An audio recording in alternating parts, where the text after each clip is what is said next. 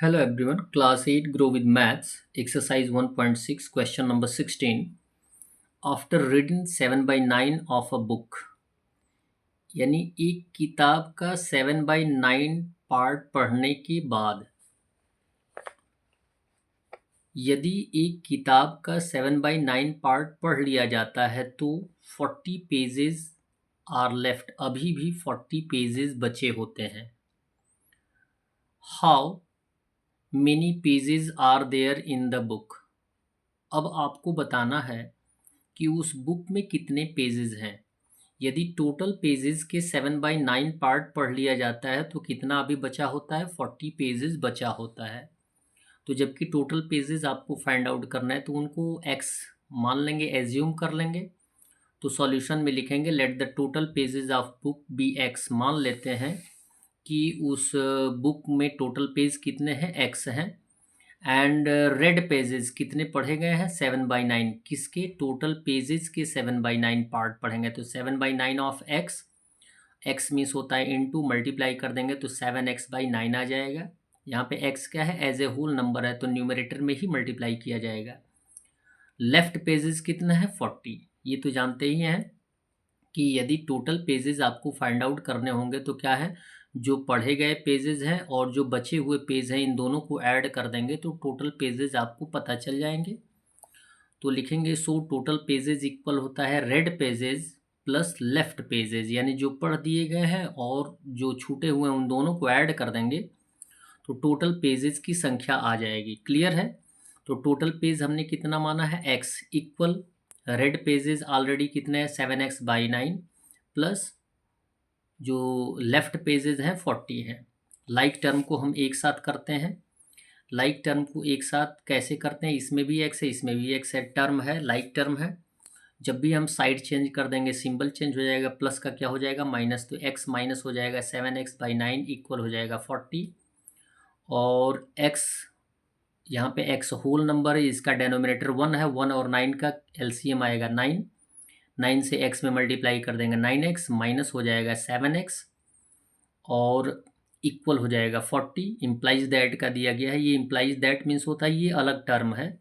अब implies that का term आएगा, 9x में से 7x माइनस कर देंगे तो 2x/9 आएगा, इक्वल हो जाएगा 40. और जबकि x का वैल्यू फाइंड आउट करना है तो 2 और 9 को ट्रांसफ़र कर देंगे तो सिंबल क्या हो जाएगा, चेंज. 9 एज ए डिवीज़न है तो एज ए मल्टीप्लिकेशन आ जाएगा, 2 एज ए मल्टीप्लिकेशन है तो एज ए डिवीज़न आ जाएगा. तो x इक्वल लिख देंगे 40 इंटू 9/2, 2 से 40 को रिड्यूस कर देंगे तो आ जाएगा 20 और 20 से 9 में मल्टीप्लाई कर देंगे तो x का वैल्यू आ जाएगा 180 पेजेस. आंसर के रूप में आप लिख सकते हैं. क्वेश्चन नंबर 17 दिया गया है, रीता हैड ₹300. रीता के पास 300 रुपीज़ था. She spent 1/3 of her money in notebook. यानी जब वह नोटबुक खरीदती है तो वह उसके पास जितना रुपया होता है उसका 1/3 पार्ट खर्च कर देती है नोटबुक खरीदने में. फिर 1/4 पार्ट वह स्टेशनरी पर खर्च कर देती है. How much money is left with her. पूछा ये जा रहा है कि उसके पास कुल कितना रुपया अभी बचा हुआ है. तो ये जाहिर सी बात है कि जितना रुपया आपके पास, जैसे सपोज आप किसी दुकान पे जाते हैं, दो सामान खरीदते हैं और 100 रुपये का नोट देते हैं तो दुकानदार क्या करता है, उन सामानों के दोनों जो रेट होते हैं उनको ऐड करके फिर 100 से माइनस कर देता है, जितना आता है वो उतना आपको दे देता है. सेम टर्म है, लेकिन यहाँ पे क्या फाइंड आउट करना है, पार्ट में. तो लिखेंगे स्पेंट मनी ऑन नोटबुक. वह जितना रुपया नोटबुक पर खर्च करती है, कितना खर्च करती है, 1/3 ऑफ 300. 3 से रेड्यूस ऑफ मीन्स क्या होता है, इनटू, और इनटू के कंडीशन में हम रेड्यूस कर सकते हैं. जो होल नंबर होता है वो एज ए न्यूमरेटर होता है. 3 से 300 को रेड्यूस कर देंगे 100 आ जाएगा. इट मीन्स वह नोटबुक पे 100 रुपीज़ खर्च करती है. रिमेनिंग मनी, यदि वह 100 रुपीज़ खर्च कर देती है 300 में से तो बचता कितना है, तो 300 माइनस 100 इक्वल 200 रुपीज़ बचता है. अब 200 का वह स्टेशनरी पे खर्च करती है कितना, 1/4.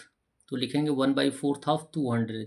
4 से रिड्यूस कर देंगे तो 50 रुपीज़ आ जाएगा. इट मीन्स वह स्टेशनरी पे कितना खर्च करती है, 50 रुपीज़। अब बोला गया कि उसके पास कुल कितना बचा, तो यहाँ पे 200 में से 50 रुपीज़ खर्च कर देती है, तो left money with her equal हो जाएगा 200 माइनस 50। इट मीन्स उसके पास अभी भी बचा हुआ होगा 150 रुपीज़। That's all.